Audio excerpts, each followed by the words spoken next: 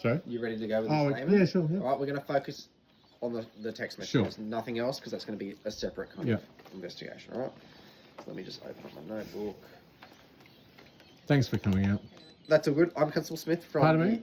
I was just advising what was going on. Oh, He's right. a Okay. student. Yeah, So okay, yeah. we're just teaching. So I'm Constable Smith from the Entrance Police Station. The time is 7:40 a.m. on the 15th, Wednesday the 15th of April 2026, and we are at Unit 2 of 55 Archbold Road at Long Jetty. What is your name?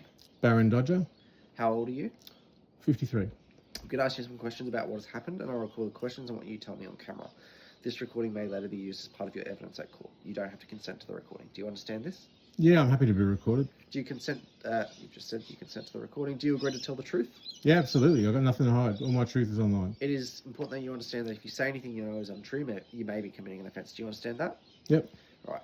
Can you tell me what relationship you have with Troy Kilbourne? Casual sexual encounter. Yep. And how long have you known him? Less than a week. Less than a week? Okay. Has he stayed overnight here over the last week or so? Yes. Yep. On how many occasions? Twice. Twice? All right. And when you say casual sexual encounter, how many casual encounters have you had? Oh, two. Two? Two sessions, yep. Okay. You've never reported any issues with Troy before? No. No. No. And how did you meet Troy? He approached me on Grindr, offering drugs and sex. Yep. Okay. And did you go over to his house upon meeting? Or No, did he come here? didn't have money, so I sent him some money to get an Uber here, I think. Oh, Okay. he got a bus. Got a He bus got here a in the bus. end, yeah. Yeah. Okay. No, mate dropped him off, sorry, first time. Yeah. And what is the reason that you've called us this morning? My safety concerns. Yep. He's threatened to kill me, and he said he's going to be over with a group of mates. I've gone too far, and I'm a dead man. Okay. And do you agree that those are the text messages that my partner recorded just before? Yes, they're the real ones. They just come through, yeah. Yep, Don't okay. make it up. All right. Have you responded to those text messages at all? No, not beyond what you saw just then. Okay. And how did the text messages make you feel when you received them? It made me feel like I could be killed. Yep. And it also gave me the feeling, because I called my able care from here, the minister who works in this property, and I begged him to help, and he said he would call Larissa, and it just goes on an endless bureaucratic cycle of nothingness. Yep. And I really thought that there might be a state-sanctioned targeted killing, only because no one would intervene, and I would seek police complicity in that. Yeah. Did you fear that Troy was going to come around here and follow up on those threats? Yeah. Yep. Okay. Do you have his phone number as well on your phone? Yeah, I'll get it in a minute. I'll just finish the recording with this bit. Oh, you're recording? Yeah. All right. But are you able to do it while I've got this statement? This is a formal statement. Oh, okay. I gave his number before, Okay. didn't I? It was the same. Can you confirm that it is 0478 731 771? Oh, yeah, it would have been the one I called off before, yeah. Yeah, if that's what I said, yeah. Okay, Yeah. all right. Sweet. Have you been drinking today? Or No drugs or alcohol. No drugs or alcohol? No. Prescribed? Even prescribed drugs? Oh, I take my normal medication, but that's been for years. Okay, Yeah. and how does that normal medication affect you? Does It affect doesn't. No? No. Okay. What are those meds for? Oh, I don't need to say that. Well, I need to establish whether it affects your memory or... Oh, right. It's just a mental health thing. Okay, Yeah. so it doesn't affect your memory? Doesn't affect my memory, no. Oh, No. no worries. Have you since blocked him? Yeah, I've blocked him, yeah. You've blocked him, and that's when you've called us? Yeah. Okay. I called Danny, the carer from here, who is my contact point of reference. Yeah. And I begged him to help. I begged him to help last night, and he's refused to, which is really disappointing, as he's an elder in the local church. Yeah. And there's a guy in the front house, just here, who's been harassing me through the front. Okay. As I said, we can talk about that okay. later. In relation to the threats that he sent you, is there anything else further that you want to tell me about what's happened? I'm a whistleblower, and I deserve protections under the PID Act. Yep. And there's not a public official who is legally obliged to deny whistleblower. As I said to you, I'm about to go into those questions about AVO to protect you. Right, okay. So you may later think of something you've not remembered to tell us. We do not need to hear about every extra detail you may later recall. But if you think it's very important that we know about it, you should contact me and I can arrange to take an extra written statement from you. Do you understand that? So we're wrapping it up, but if I need to add anything else, then I've I got can... some more to go. Oh, right, okay, yep, sure. But I'm just saying if there's anything else that you have forgotten about, you can I'm aware contact to me. approach you. Yeah, that's right. Cool. All right. Thanks. Now I'm going to ask you some questions in relation to application for an apprehended domestic violence order. Has he ever assaulted you before? No. No. Has he ever threatened, stalked you, or intimidated you before on other days over the last week? I don't know how much he knew about my case, which is internationally significant, before he approached me. And while he was here, he was made aware of the significance of my case, but he refused to acknowledge it in a way which seemed deceitful. Okay. How would you describe his behaviour towards you before the threats made this morning? A lot of gaslighting, kind of, it's on or it's off. He'd kind of ignore me and then come through when it suits him and kind of approach me again. And what are your fears from Troy? I fear that he will kill me. I fear that a group of people will come over and physically harm me. Yep. I'm being physically harmed anyway in a deceitful way because my money's been removed and my care's been removed. Yep. So harm is systemic and attacks me in all ways. So it's just the very manifestation of a physical thing, okay? Yep. I want to say very clearly, Yep. I have documented evidence that the NDIS Minister, Bill Shorten, ordered my assassination attempt. Okay, as I said, we can talk about that separately. We're focusing on the text messages, sorry. otherwise this is just going to take hours. That's right. All right. Have you told the truth in this statement? Yes. All right, the time is 7:46 a.m. That concludes this statement. Okay. I've taken a statement from you in relation to this. So what's going to happen, we're going to go up to Canton Beach, I believe you said he was from, see if he's home there. If he's home, we'll place him under arrest, take him back to the station at Warren. All right, we'll offer him an interview just to be fair to him as well.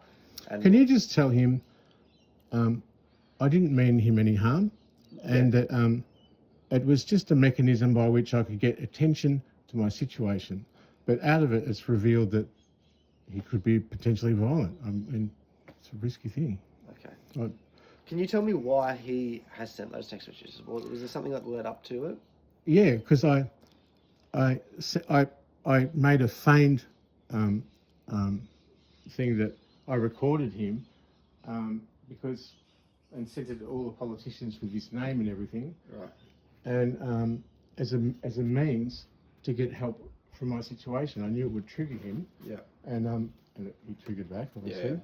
Yeah. And it's a desperate attempt to get to safety and get my justice. Yeah. That's what it is.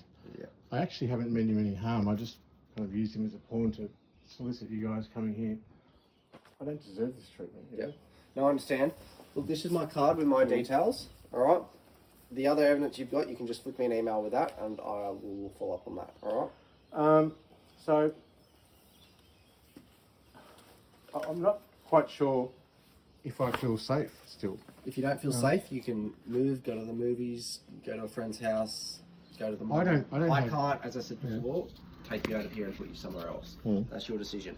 You can keep your door locked, and if someone comes around here, ring 000 and we'll come straight away. Okay. Are we able to acknowledge the letter to Able Care that asks for me to be removed? Like, are you able to call them, my provider who's got me in this house? You can't do that. No. Isn't that criminal entrapping? That's entrapment, isn't it? It's not. You can make a formal complaint using the correct process for your NDIS provider. There's avenues to make a complaint about that, but that's not something we're able, or that's not the police responsibility to do so, right? Okay. To force them into moving you elsewhere. All right. Maybe I don't understand the bureaucratic processes. You can contact them correctly. and say, look, you made a police report about someone threatening to come over and harm you. You can give them the event number. They can contact us. I can give them a bit of information, and then they might say, "Oh, yeah, that's credible information. We'll move you elsewhere." Does that make sense? No, I can't do that on your behalf. That's right. I just want to say too, it is an entrapment policy by the NDIS. I don't have any money any other way. Yep. And I am in political exile. I'm from Victoria. Everything in my life's been destroyed. There's nothing left that anyone could meaningfully take from me. Yep. Money, job, house, possessions, legal rights, human rights, food, shelter, safety, everything is gone, right? So, and there's false accusations, there's liberal slander. I mean, I'm a journalist and a doctor of philosophy, and I've documented this. Yep. I fear that police complicity will allow my harm to happen, and That's what I was going to say.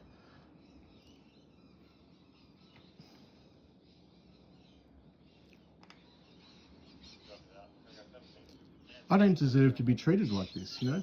No, I and that's why we're taking action. To protect you. Yeah. Well, it's pretty overwhelming for me. Yeah, I've had 35 years of political targeting as a journalist, and now I'm a doctor. Yeah. 35 years. I'm financially abused.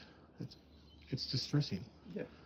And you know, what can I do? Yeah. If harm happens to me, the police know about it. Okay. Yeah. And I just want to say also, can I get an AVO against Tony Ridley, please? What for? What's Tony done? Well, I recorded him having sex with you, right? Sex with who? You? Tony Ridley, yes. Okay. The SAS soldier. Yeah. Survivor of the Black Hawk helicopter crash. Okay, so let's just slow down a bit. Have you reported this to police before? Yes. Okay. All right. I'm not going to reinvestigate something that's been Oh, investigated. no, I can't. No, I didn't. No, I didn't. No. What do you mean you... No, I didn't record. Please just stop him from harming me. He's surveilled my phone. He's got his influence in the police with Bill Shorten and Steve Isonides, my former partner from ASIO. Yeah. I'm not safe anywhere. Are you able to email that to me and I'll have a look at it and we'll go from there, all that evidence you've got. All right. All right? Thanks for your time. I'll give you a call later this afternoon with how we've gone with Troy. No worries. All right? I'll flick you the AVO to your email address if that's okay. Yep. Yep. Do you mind if I put a formal request for an AVO for Tony Ridley? Yeah, send it to me in an email. Okay. All right? And All I'll right. have a look at everything. Thanks. No worries.